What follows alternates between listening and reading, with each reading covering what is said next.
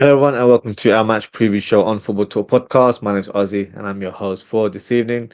The games aren't slowing down in the Premier League as we approach another match week that started this evening. But for Liverpool, it will begin tomorrow as we will be facing Newcastle and Anfield. So let's analyze our opponents and preview this upcoming fixture. Newcastle have not been in the best of forms in recent weeks. In the last 5 games, they've won twice, which was a 3-1 victory against Southampton and a 4-3 victory against Nottingham Forest. But they've also lost 3 times, and that was against Bournemouth, which was a 4-1 victory. Surprise result, to be fair. And then a 2-1 defeat against Fulham and a 4-0 thrashing against Man City. But the last victory was against Nottingham Forest on Sunday, and I'm sure that game would have given the team a bit of a boost going into this fixture. One man that has been in scintillating form this season is Alexander Isak. The gunman has scored 19 goals this season in the league and has also notched up 5 assists. And Liverpool fans will be watching him with a close eye, as there's strong rumours suggesting that he could be Liverpool bound next season, which of course would be a sensational signing. As for me, he's my dream signing for the club. Another player who will need to have a sort of look at or need to be on alert is Anthony Gordon, who produced a good performance against us in the last fixture. And speaking of the last fixture, that result should never have ended in a draw. Unfortunately, a goalkeeping error cost us the points in the end, but this will be a great opportunity to get maximum points and continue to add more distance in terms of our points tally to our rivals. So let's present the team news for both teams. We'll start with Liverpool. Liverpool have a few injuries right now. Conor Bradley is suffering a hamstring injury and also confirmed that he'll be out for a few weeks. So probably expect to see him, I say, end of March. Joe Gomez is out for the foreseeable future. No sort of timeline to when he'll return. And Tyler Morton still is on the sideline with a shoulder injury. McAllister suffered a black eye in the fixture against Man City, but should be in contention to start. I don't think it will affect his participation in this fixture. For Newcastle, Jamal Lascelles is out with an knee injury, and Sven Botman and John Linton are doubtful with their injuries as well. So let's predict the lineups and see who I believe will start for both teams. We'll start with the away team and we can discuss them in a bit more detail. So here we go with Newcastle. So I say for the last few weeks it's been Dubravka in goal, but Nick Pope has reclaimed his spot.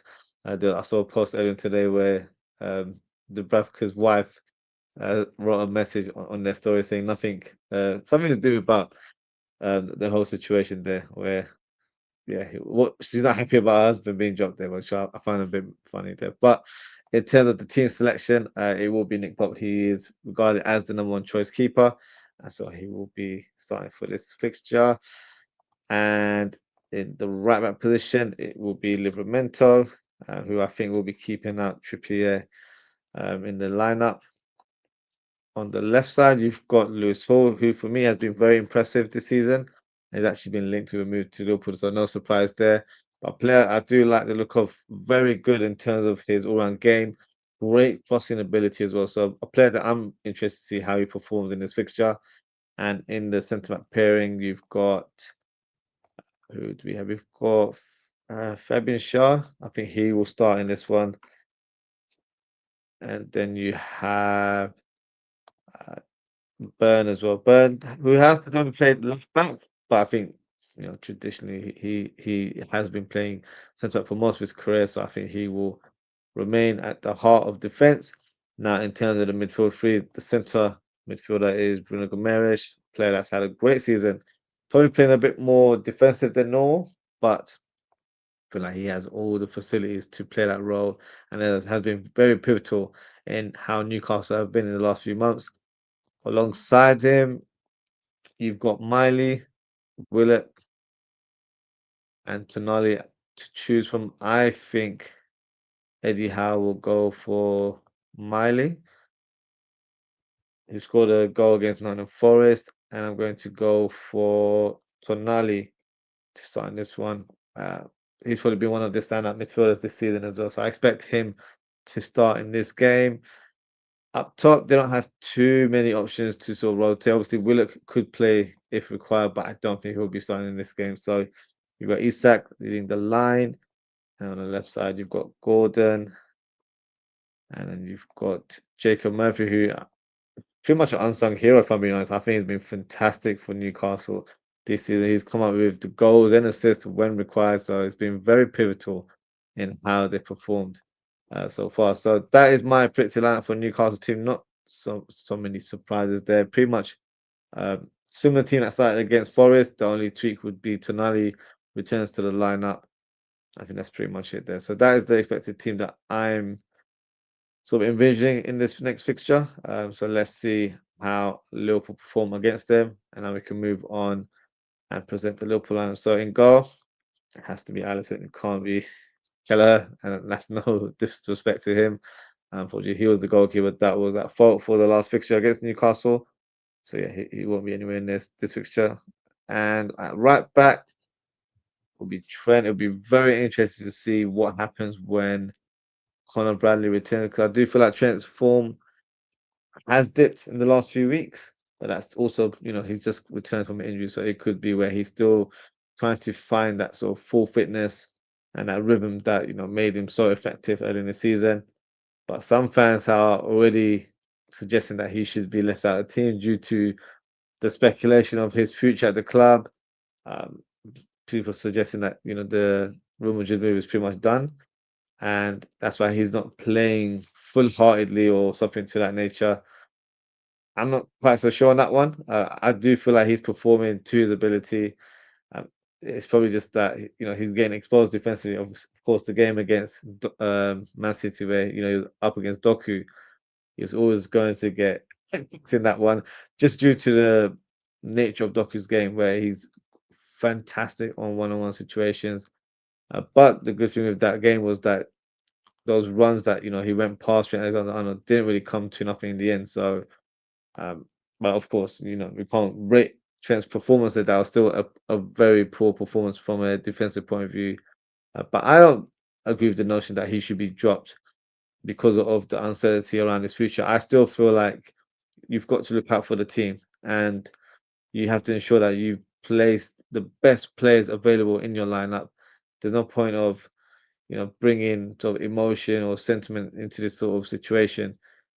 If he's fit and he's good enough and he's in good form, then for me, he should start in our upcoming games. Wherever will be at the end of the season. But for now, trying to win the title, we're trying to win multiple trophies. So if Trent can play a hand at that, then he needs to remain in the team. So I'm not completely on board with the suggestion that he should be dropped as soon as Conor Bradley returns from injury. I still feel like he's got a part to play. And look, if it is his last season, I'm not going to be pleased about it. But as long as he leaves on a high and brings some silverware to the club, you know, we can give him a sort of a decent farewell on that regards. But we'll cross that bridge when it happens. And back to the lineup in terms of the left back position. I've been saying Simicast for a very long time. Maybe I'll get it right in this one. And I'm only saying it because I feel like there needs to be a bit of squad rotation now.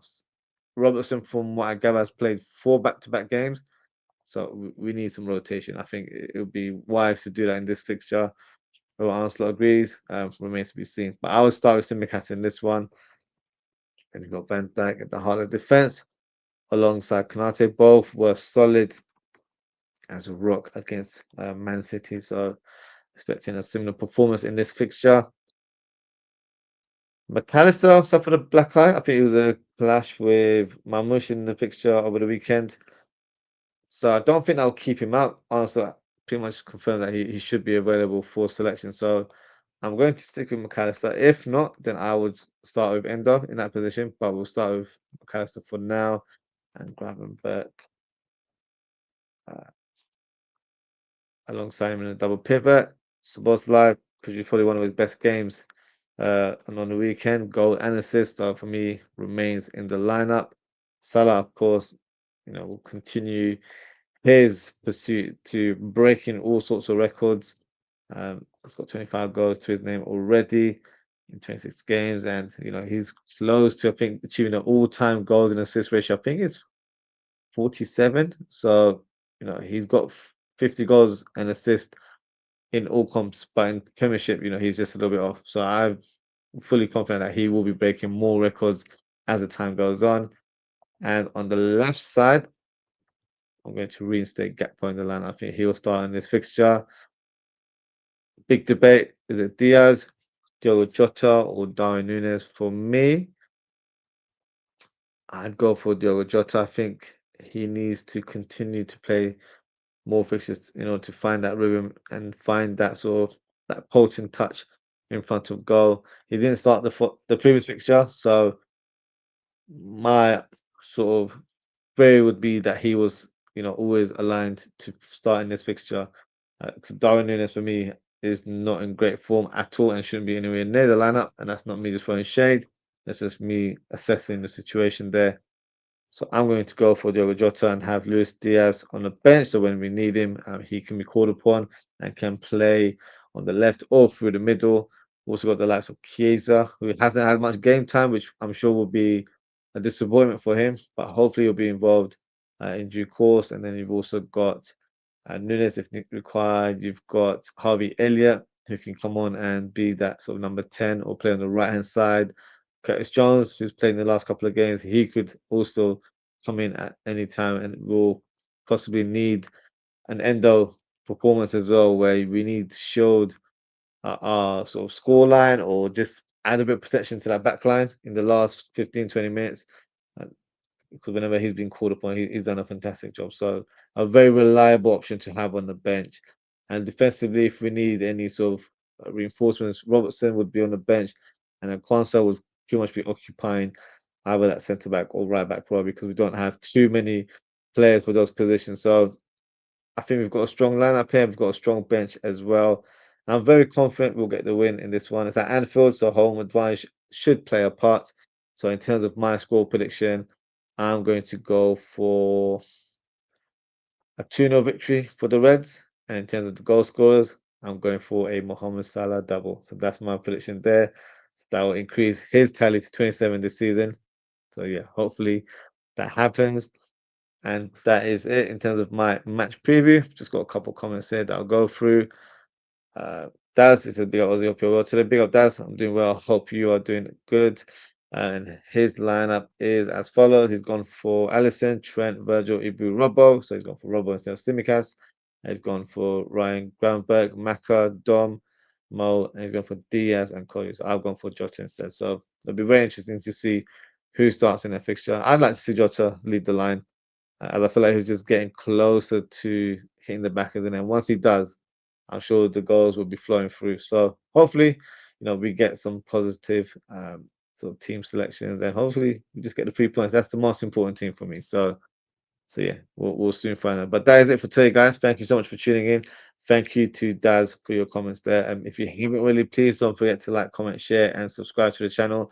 Now, in terms of upcoming content, I will be doing a live watch along of this fixture tomorrow evening. The game starts at 8:15 UK time, so I will be live from 8:10, I'll say. So 5 minutes before the game begins, we'll go through the lineups together, and then yeah, feel free to get involved in the chat as we watch the game together. So yeah, big one tomorrow, and then we'll do a match reaction around 11 p.m. as a follow up.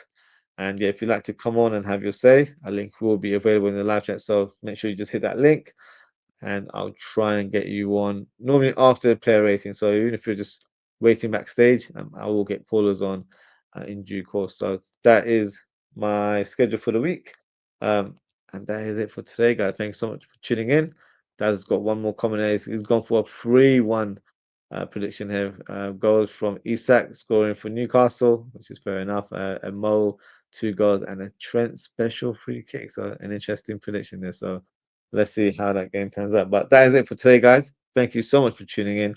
Take care, stay safe, and I hope to see you all tomorrow. Goodbye.